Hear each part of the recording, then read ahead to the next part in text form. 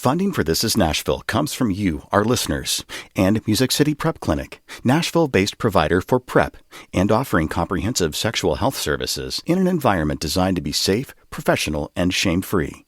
Learn more at musiccityprep.org. I'm Khalil Ekalona, and this is Nashville. The Pledge of Allegiance. I, like many of you, became familiar with it in school. For me, it was early on in school, the second grade, where I and my family would look at the pledge differently. You see, way back in the 80s, my parents were aware of the injustices people faced here in our country. My folks would tell my siblings and I that, quote, "You are an American, be proud of that." But that doesn't mean this country is perfect. So one day, my parents informed my siblings and I that they don't want us to recite the Pledge of Allegiance in school. They said, when this country does right by marginalized people from all backgrounds, that day is when you can say the pledge. It caused some waves. My second grade teacher became visibly upset. I was sent to the principal's office, and that led to weeks and weeks of meetings with my parents, the school, and the Baltimore County Board of Education. The end result, we would stand but not recite the Pledge of Allegiance. That experience left a big impression on me, and it was an early lesson on patriotism. And it generated this question that I still ask myself today. Does being loyal and patriotic to the country mean I can't criticize it?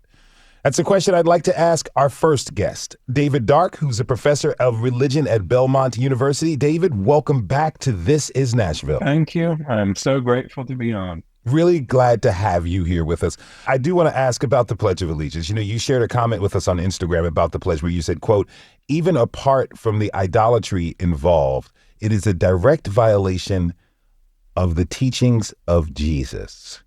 Break that down for me.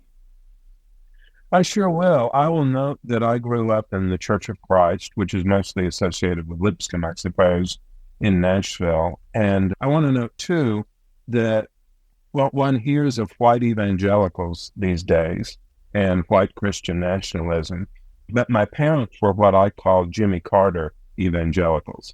They were not easy prey or easy meat, if you like, for Republican Party ideology. So I grew up in a house, I would say, full of Democrats, but we very much attended church, very much a part of the Church of Christ, and we took the teachings of Jesus very seriously. So if I swore, or if I even say, I promise, in front of my parents, they would remind me that Jesus taught, I should know chapter and verse. I know it's between Matthew 5 and 7. It's in the Sermon on the Mount, that we're instructed to let our yes be yes and our no be no. And that includes oaths, pledges, and promises. Again, not so much the idolatry involved, because it is idolatrous, it seems to me, to pledge allegiance to an inanimate object. So I'm quite good standing. I'll even sing the national anthem from time to time. But when I'm asked to promise or pledge, I generally manage to avoid that for reasons of conscience. I do want to bring in our next guest. Gwen Moore is an artist and writer, and she's a previous guest of the show. Welcome back to This Is Nashville, Gwen. Thank you so much. You know, you also left a comment on our Instagram. It was about religion and the flag.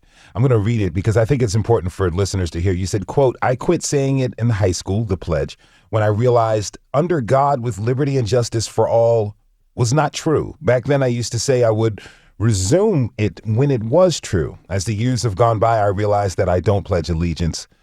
Would allegiance entail or require?" Now, I want to talk about that first part. Tell me what happened in high school for you to realize that you didn't think that the, quote, "one nation under God" part of the pledge was true. Well, it was the 60s. I was a junior when Robert Kennedy and Dr. King were killed in high school. My high school was about half Black students. And it was very evident to me, because I was in South Central Los Angeles, that liberty and justice for all were just not true. And then, of course, Vietnam was continuing. I mean, you can imagine the whole, I don't have to describe the late 60s to you. But then later I realized my parents had set me up to consider disagreeing with my government because my dad had been a conscientious objector during World War II. And so I was appreciative that our country allows dissent and has actually made provision for people that disagree. And so I realized as a citizen, I could appreciate my privileges and opportunities and responsibilities without pledging anything or agreeing with everything. And so for me, allegiance sounded very serious, and I wanted to know, what does it mean to pledge allegiance? And as I've watched friends of mine go into politics and take office and make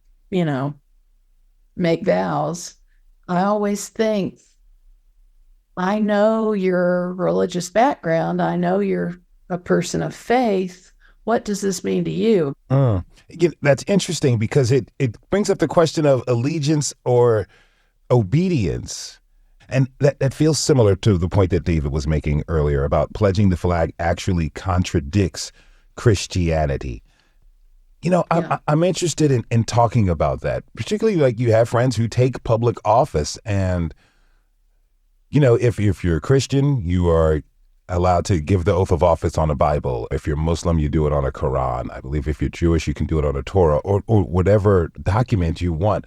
Is there something to be said about pledging to the country under the eyes of the Lord of your particular faith? Does that make the one's pledge to serve the country and the people of their country, their fellow citizens, does it make it sort of sacrament? David and I could both talk for a long time about America's civil religion, but we probably won't. And so interestingly, my parents grew up like David's did in Nashville, in Lipscomb territory. And David Lipscomb, the founder of that institution, was known to say, if you're a member of the kingdom of God, you shouldn't be involved in other kingdoms. And so my parents were very apolitical, and I turned out differently. I became quite political, but for the reason that I felt like our country allows us to participate without worshiping it. And I don't know that a lot of people even think about that.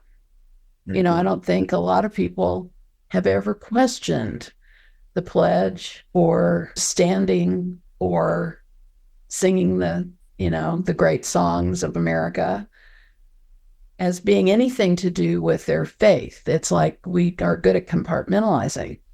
Mm-hmm. And a lot of people just don't consider it. But I grew up considering it because I had, oddball parents that talked about conscientious objectors and things like that. So I realized I have an oddball point of view. And then growing up in LA was another very different point of view where I was confronted with the reality of other people's lives in an undeniable way. And I couldn't say, yeah, liberty and justice for all. I just couldn't say it. Mm-hmm. We've got to take a short break. You can join the conversation by tweeting us at This Is Nashville. We'll be right back.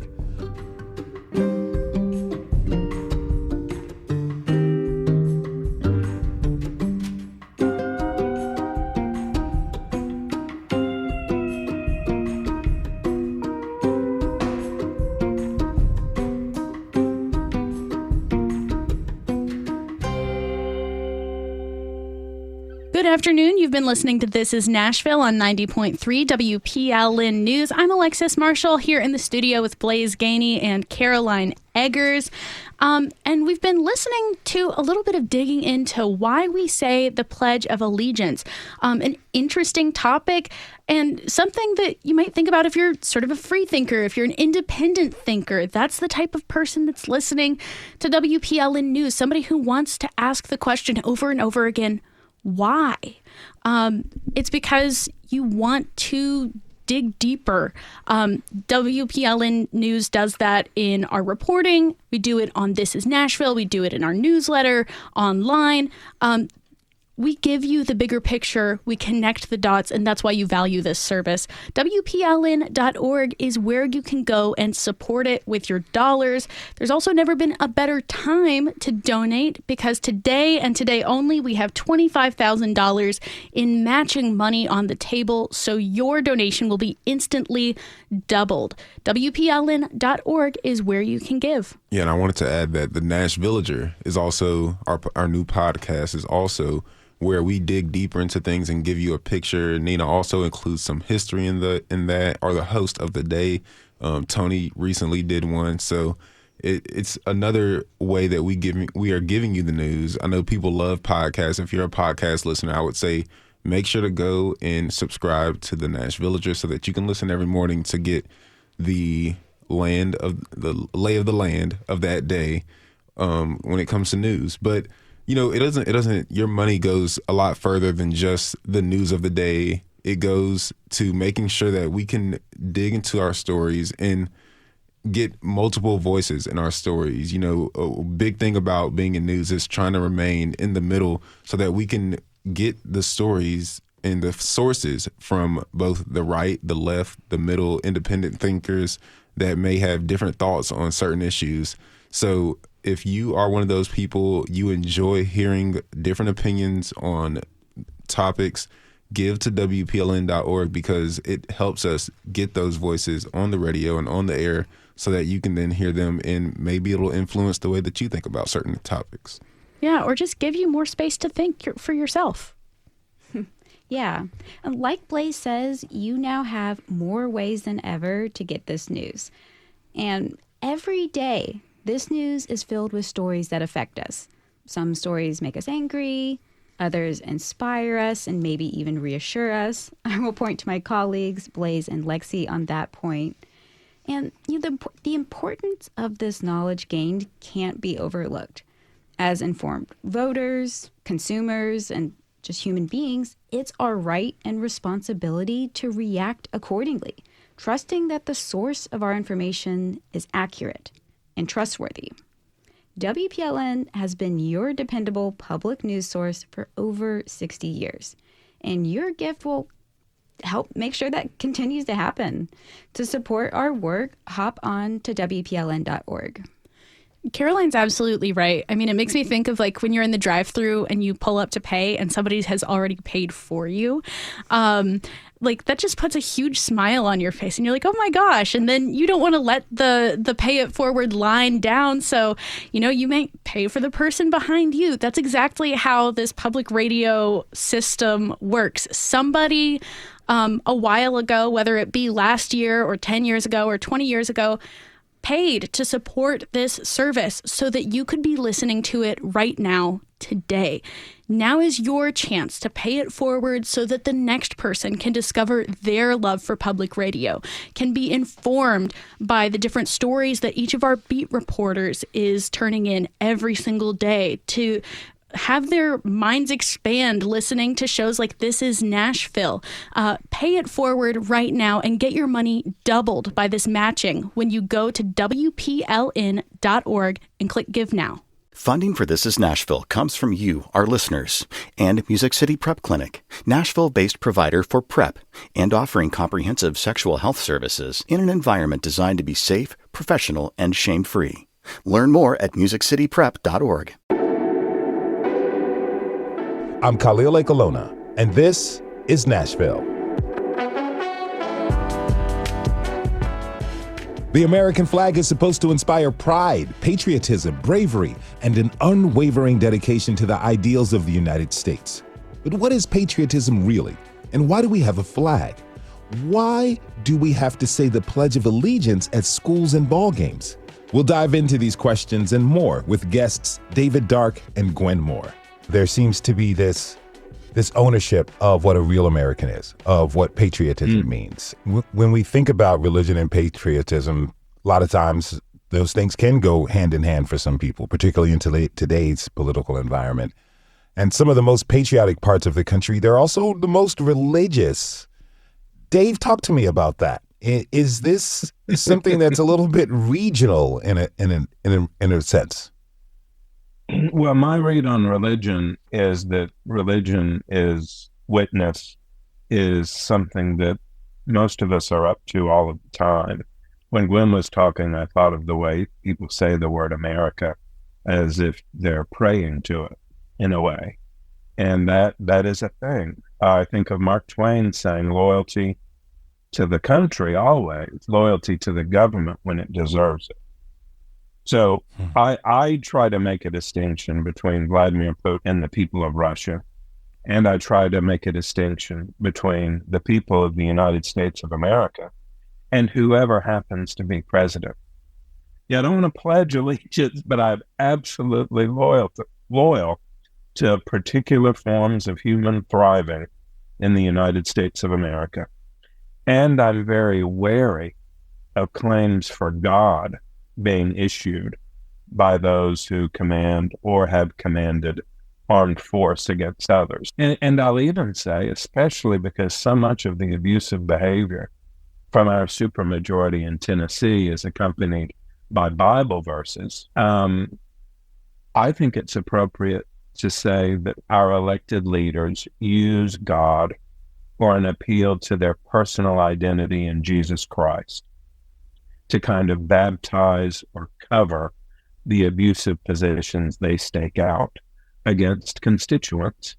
Please forgive the ramble. Those are some things that come to mind on this question of pledging allegiance. So I'm absolutely committed to the beautiful state of Tennessee.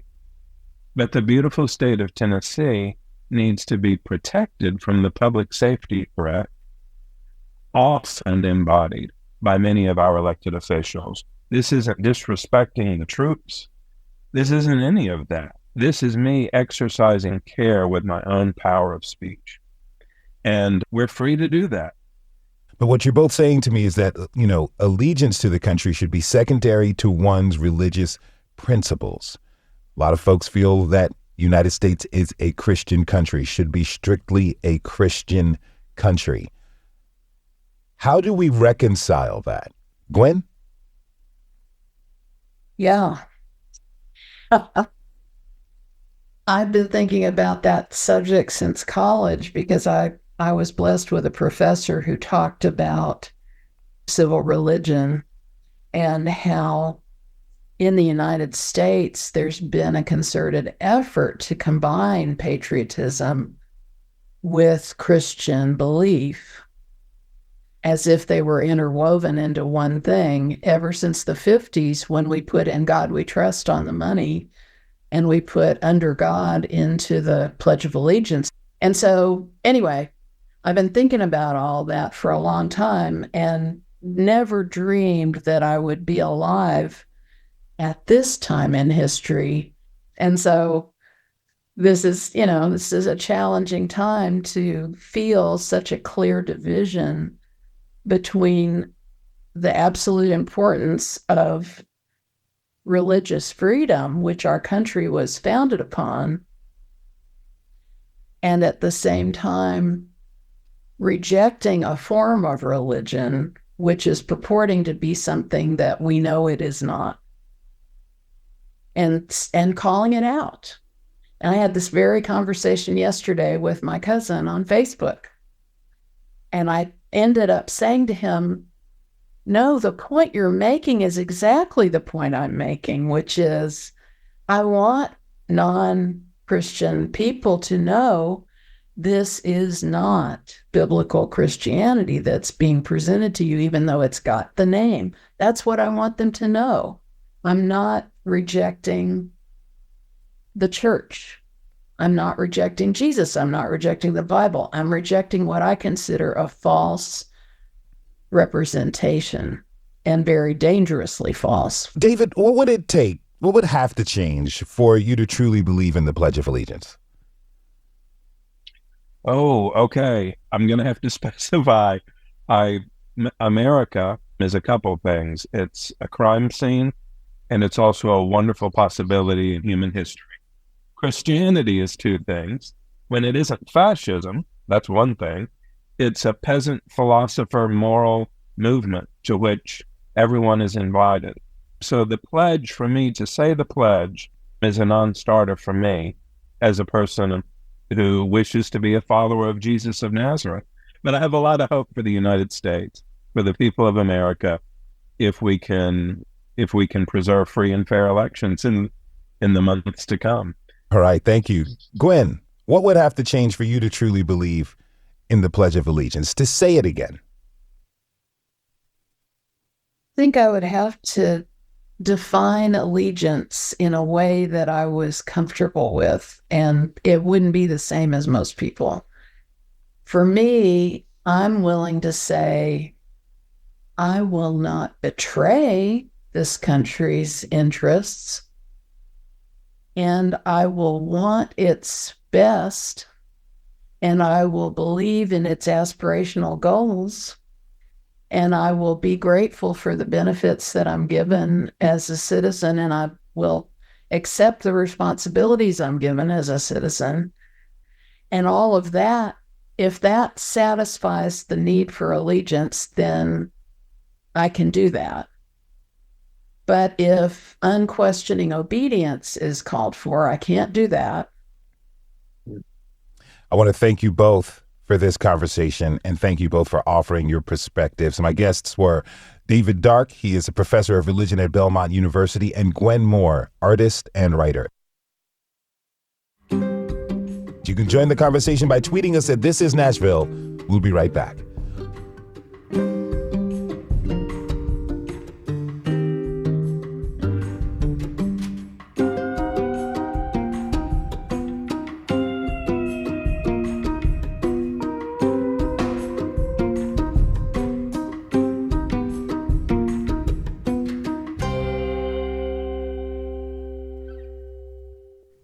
Good afternoon. You're listening to This Is Nashville on 90.3 WPLN News. I'm Alexis Marshall, your education reporter.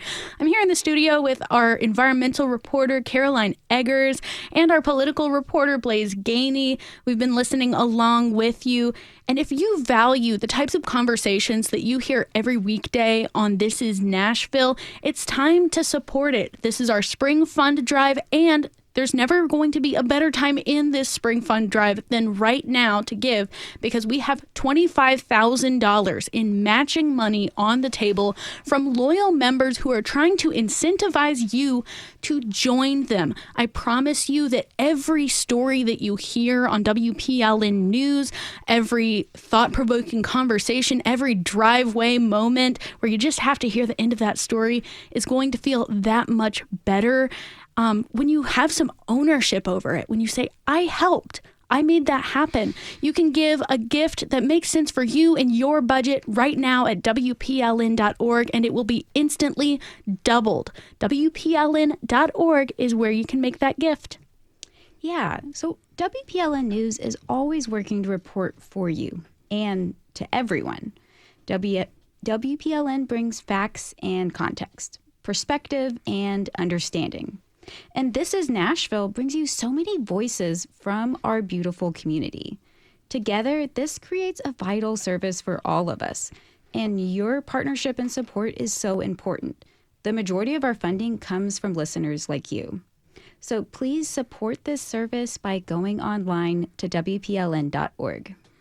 Yeah, and in Nashville, we have a tradition of taking care of our communities, of reaching out to others, and we continue to do that through our reporting by making sure that we take care of the communities, not only in Nashville, but all across Middle Tennessee, so that we can make sure that when they're listening, they hear things about what's going on in their neighborhood. And the way that we do that is by having multiple reporters so that we can continue to cover what's going on in Nashville, what's going on across the state, and tie those things in with things that we see across the region. So if you want to give to that, awesome, widespread reporting, call 615-760-2010 or go online to WPLN.org and give now. Yeah, and I mean, we didn't always have the deep bench of reporters that we have nowadays. It was not that long ago that we really only had like a general assignments reporter, and everybody had to sort of do everything. Now we have folks who can really dig in on their beats and stay really deeply connected with those sources so that we're bringing you the most up-to-date information, giving you exclusive looks at different things going on in your community and around Middle Tennessee. That's really valuable, and it's not possible without listener support. That's why it's so important that you give right now during this spring fund drive. And if you're a habitual This Is Nashville listener, I'm going to suggest that you give as a sustaining member, that's giving on a monthly basis. Start at just $10 a month. And for $10 a month, we would love to send you as a thank you gift our packable This Is Nashville tote bag. It's a black tote bag. You can sort of roll it up. It's easy to carry your groceries in. You can have everybody at the grocery store know that you support your public radio station. And on the tote bag, it has Khalil's signature phrase, "Be good to each other." Go ahead and get that tote bag for $10 a month at WPLN.org.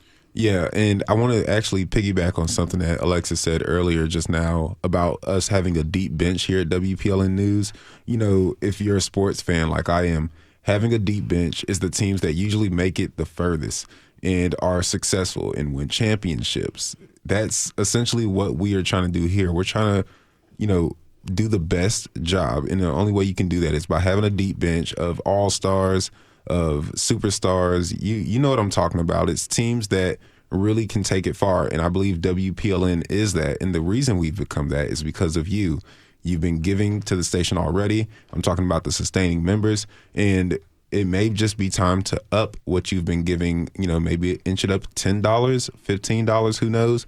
Whatever you want to do, we will definitely enjoy using those funds to then turn them around and get out and put them back into the environment. So go online, WPLN.org, click Give Now, or call 615-760-2010. And thanks for your donation. I'm Elizabeth Burton, and this is Nashville. And we're talking all about the American flag and the pledge. Now, if you've somehow forgotten how it goes, here's the pledge being said during the Tennessee legislative session, led by Representative Johnny Shaw. Mr. Sergeant of Arms, invite the members into the chamber and close doors. I hereby declare the House of Representatives of the 113th General Assembly of the State of Tennessee now in session. Will the members please stand? Will the visitors in the gallery please stand and remain standing through the Pledge of Allegiance? Representative Shaw will serve as chaplain of the day. Representative Shaw, you are recognized. Thank you, Mr. Speaker. Let us pray. God, we thank you so much for the good graces of this day. We thank you that you've blessed us to get up and start this day with right minds.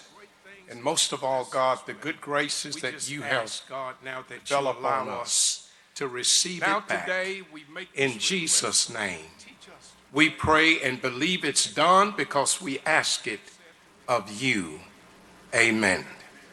Representative Shaw will lead us in the Pledge of Allegiance. Salute. Pledge. I pledge an allegiance to the flag of the United States of America and to the republic for which it stands, one nation under God, indivisible, liberty and justice. This all ties in really well to what our previous guests, David Dark and Gwen Moore, were talking about, how there's this deep connection between patriotism, the pledge, and religion in the country. Right before the pledge is recited, Representative Shaw is literally praying on the House floor. It's obvious that the pledge means something to him. I don't know if I can think of an instance where I have ever really, really felt this emotional pull to the pledge, or the flag for that matter. This Is Nashville's managing editor used to feel the same way. Tasha A.F. Lemley shared.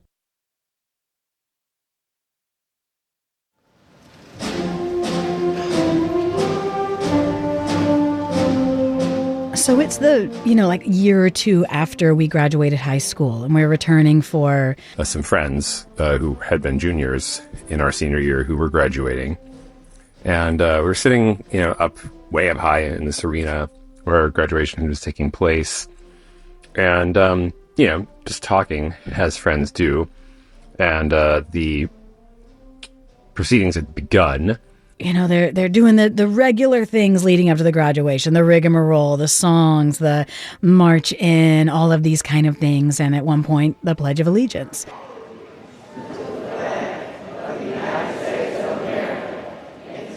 We weren't really paying attention because the Pledge of Allegiance doesn't really mean a lot to us. It's not something that ever really resonated with me. I don't even remember learning it. It's just there. We're just kind of goofing off. And Stephen is a very loud and very present individual, even 30-something years later to this day. And at one point during this, the man in front of us turns around. There was this white-haired old man who was sitting in the row in front of us who suddenly turned around, looked straight at me because I was the one who was talking, and said, "Have you no respect for this country's flag, you fool? Have you no respect for your country's flag, you fool?" And we're just kind of stopped in our tracks. It was very dramatic. And we were shocked, but also kind of amused by the whole thing, honestly. We hold it together just long enough till he turns back around, and we start laughing, we start snickering. I mean, the kind of ancient language of "you fool," that's kind of thrown us off. Even in that moment, though, I recognized something in this guy, something in this gentleman that wasn't anger. I think I recognized the actual pain in his face, the pain in what he was saying to us and what he was trying to, redirect us behind him, that this meant something more to him than it meant to me. He understood the Pledge of Allegiance to be something more than I understood and probably ever will. That's just the perspective of one of our team members, so we decided to ask y'all what you think about the flag and the pledge. Kelly on Twitter said, "As a child, I remember feeling intense anxiety when we had to stand up and recite the Pledge of Allegiance in school every morning. I was worried they would find out I was Canadian, and I was scared to be in trouble for saying the Pledge of Allegiance to a flag when I wasn't even American." Veronica Electronica, who's a past guest of the show and a local drag queen, said, "Sometimes it, being the pledge, feels like a one-way promise. I can definitely understand that perspective from someone whose line of work has literally been under attack for the last year. The liberty and justice for all part seems to be something that really doesn't sit well with several of y'all. Local artist Eartha Kitsch, which I love that name, told us on Instagram that she shudders and wonders what the intent behind its use is whenever she sees the American flag. Some people seem to not like the idea of pledging to a piece of fabric. Destin Weischer said, "I don't like being made to pledge anything to fabric. I mean, my underwear isn't always there for me, so..." Destin, if you'd like to come on the show to talk about that, we're here for you. Anyway, we also had a few comments that said it just felt like the whole thing was a gimmick. Justin Gilbert says, "It, being the pledge, was started by a flag salesman as a way to drum up business." I don't know if we can verify that part, but we had to know more about the whole thing and if it was just a marketing ploy. The pledge was written in 1892, and let's be real, I'm very suspicious of anything that happened before 1900. There seems to be some confusion about whether it was written by a child named Frank E. Bellamy for a kids magazine or a socialist minister named Francis Bellamy. Either way, it started out as this 15-second thing: "I pledge allegiance to my flag and the republic for which it stands, one nation, indivisible, with liberty and justice for all." So obviously there's been some changes made, and it seems like it was meant to drum up more patriotism during a time where a lot of people alive could still remember a time where there was a United States and there was a Confederate States. It was aimed more so at young students who would hopefully grow up to be a little more loyal to the country than generations before had been. The change from my flag to the flag of the United States of America came later alongside a rise of immigrants. The "Under God" line didn't arrive until 1954, and at that time, my grandparents would have just been a couple of years away from getting married, so that feels pretty recent. With that introduction, we start getting church, state, religion, schools, and all of these things very mixed up together. Fast forward to today, where our country's divisions make it easy to equate patriotism and the flag with just one side of the aisle. And to learn a little bit more about patriotism and politics, we brought in District 14 Councilmember Jordan Huffman. Welcome to the show. Hey, thanks for having me. I want to know just right off the bat, do you have a really early memory, or what's your earliest memory of saying the Pledge of Allegiance or learning the Pledge of Allegiance? Yeah, that's a good question. I come from a small town in Northeast Tennessee called Greenville, and it's a typical small town USA. You're taught at a very young age the pledge, how to recite it, that you put your hand over your heart. And, I can recall going back to kindergarten, first grade, knowing it and reciting it.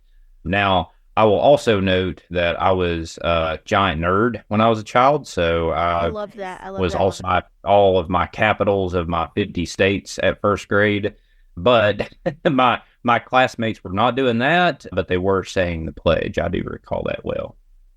I remember being a kid and saying the Pledge of Allegiance, but I didn't really understand too much what the words meant. Do you feel like it resonated with you, or it was just like, oh, this is what we say every morning? That's the problem, because we say it to say it in this country. We don't practice it. We don't talk about what it actually means, the words behind it. At a young age, we're taught to recite it, but we're not taught the civic lessons behind it. That Pledge of Allegiance means a lot to me personally, because every time that I say it, it just makes me recall how proud I am to live in a country where we can believe different things, where we can go about our own business and practice just anything that we want through life in a free manner, or we should. There's so many folks that are familiar with the pledge and that they say it and it makes them feel patriotic, but they forget exactly why they're doing it. And then they'll get mad at someone who maybe chooses not to say it at, let's say, a sporting event or a council meeting for that matter. But that's what makes it great. You can choose to do whatever you want. You can choose to say it, you can choose to not say it. That's what makes it great. And to lose sight of over that fact right there it really just shows the civic hold that we have from an education perspective as a society. I like that, and it reminds me of what our previous guests were saying, David Dark and Gwen Moore. It's almost choosing not to say it could be more meaningful than just reciting it without thinking about it. Yeah, it's a very important declaration that you're making when you're placing your hand over your heart and you're reciting the same thing over and over again throughout your life. Yeah, we owe it all to ourselves to understand that meaning so that we can live out what was intended, and that goes right along with what you're saying with your previous guests. Whatever they believe, they have the right to believe that and to do whatever they want to do. I think back to recent events in American history, and the one that comes to mind is the NFL protests made famous by Colin Kaepernick. Right. They were so mad because he chose to take a knee and to not stand for the pledge. The folks that would truly believe in what the pledge means and what it stands for would often be some of the first to defend somebody like Colin Kaepernick. Mm-hmm. I was one of those people. Hey, he clearly had his reasons to objecting to standing to when the pledge the Pledge of Allegiance was being aired, and I think that we all need to take heed to that, because if someone feels that they need to take a stand against something, it's important to understand what their perspective is. And instead of just brushing it off and calling them unpatriotic, and it's just not helpful at all. Speaking of patriotism, how would you define patriotism for yourself? Yeah, it's patriotism is giving back to your community in some form or fashion, and leaving it in a better place than how you found it. So it can mean a multitude of things. It could mean making sure that you're attending community cleanups and picking up litter in your community. It could mean something such as giving back to a local food shelter. But the point is, you're making society better. You're not sitting on the sidelines. And our founding fathers believed in that. They fought for what they thought was right. And, I'm a firm believer that what they fought for was right. It's also just making sure that you're keeping the values that this country was founded on at the top of mind, and that you defend them at any cost. Another thing I was thinking about is, as a council member, when you're running a nonpartisan race. And I feel like a lot of times we think about the American flag and patriotism and stuff. We really associate like being very pro-America with Republicans or the right, and being anti or protesting America with the left.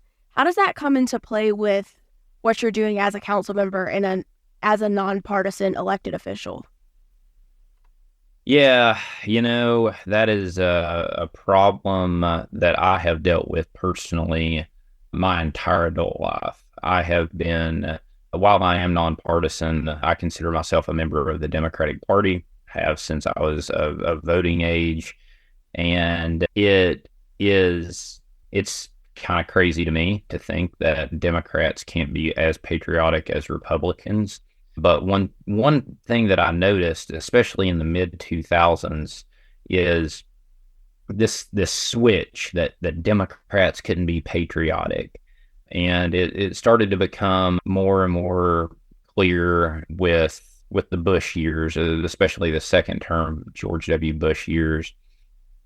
The interesting thing about it is it didn't stop. With President Obama, he reignited that flame of really what the American dream means to folks. And I think that he did a good job of reestablishing that Democrats can actually be patriotic. But in recent years, it's just gotten worse. There's a famous quote that I'm sure, Elizabeth, you've heard, and I'm sure that a lot of listeners have heard. It sometimes gets misrepresented that it's a Sinclair Lewis quote, but it goes something of the effect of when fascism hits the United States, that it will be wrapped in the cross and the flag. And it's something that I'm very mindful of, because we need to tread very lightly with politicians that do things in the name of freedom or do things in the name of the flag. That's very, very scary rhetoric to me. And, it's with the recent upswing of right-wing Christian nationalism that often does this.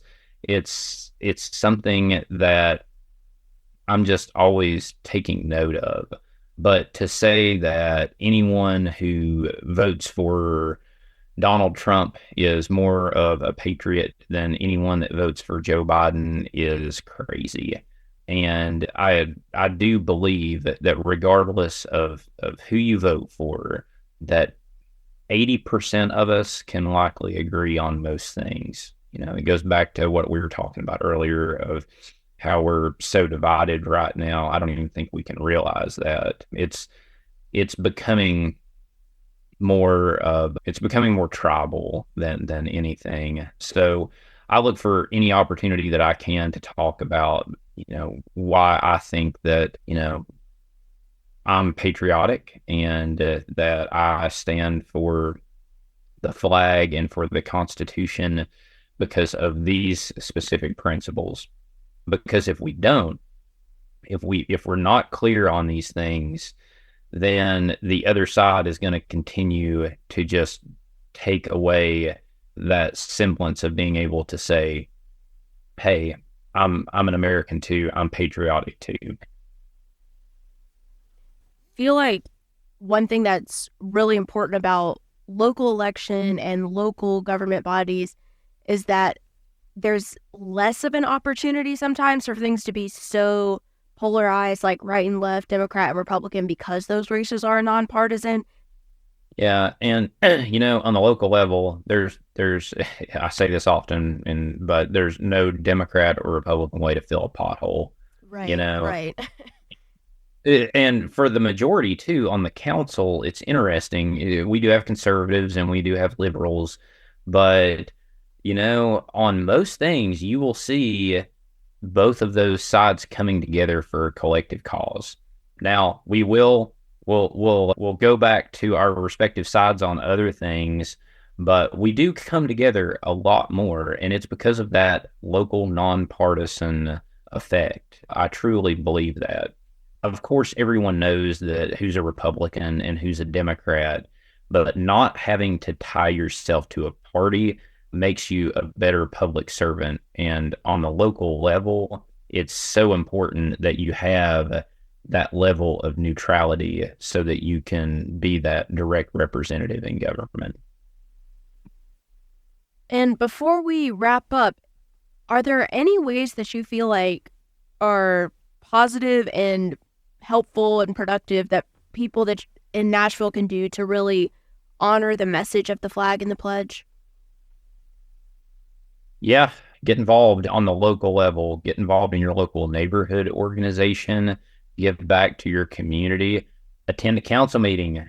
They're most of the time not very exciting, but we do the work of the people, and we're voting on stuff all the time that directly impacts people's lives. So knowledge is power, and the more that you can equip yourself with what's going on in your community, the better off not only you're going to be, but the better representative that you're going to be for your general area, and to stand up for the needs of those that may not be represented right now. Thank you so much, Councilmember Jordan Huffman, for joining us today, and we'd love to have you back on the show sometime. Yeah, absolutely. Anytime. Thank you, Elizabeth. Thank you. And thank you for listening. This is Nashville is a production of Nashville Public Radio. Today's episode was produced by yours truly, Elizabeth Burton. It was directed by me and Khalil Akolona. Listen back at thisisnashville.org or wherever you get good podcasts. The conversation doesn't end here. Tweet us at This Is Nashville, find us on Instagram, and tell us what you want from our show by filling out a quick survey online, or leave us a voicemail at 615-760-2000. And if you like what you're hearing, visit WPLN.org and hit that Give Now button so we can keep bringing you important conversations from Middle Tennessee. This is Nashville. I'm Elizabeth Burton, and we'll see you tomorrow, everybody. Be good to each other.